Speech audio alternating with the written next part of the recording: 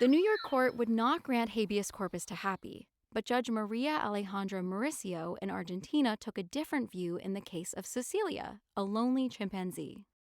Hi, I'm Carly, and welcome back to the Animal Rights Tour. Judge Mauricio looked at the same points as the New York court, but was guided by the nature of animals rather than what previous courts had decided.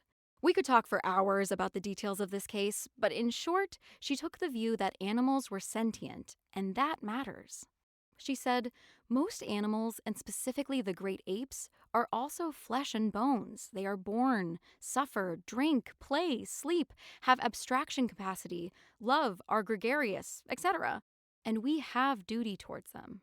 One way of meeting that duty, since we catch them, use them, display them, was to recognize them as legal persons. And by doing that, the judge opened the door to grant Cecilia legal rights. But Judge Mauricio had another legal basis for helping animals, and that was the Constitution of Argentina.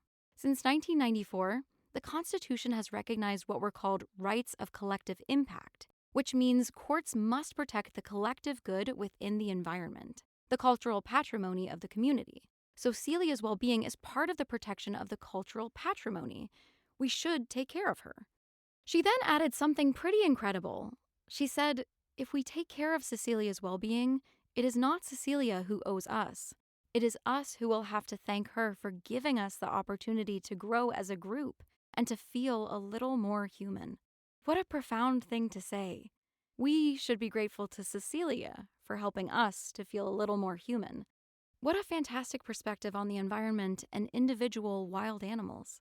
Oh, and just to finish, because of Judge Mauricio's decision, Cecilia was moved to the Great Ape Project Sanctuary in Brazil in 2018, and she still lives there. She's 28 now, has a new mate called Rakker, who came from a zoo in Amsterdam.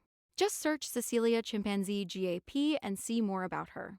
Next time, one more case, another judge who decided we were being unjust to an animal and decided he could do something about it. See you on the next episode of the Animal Rights Tour.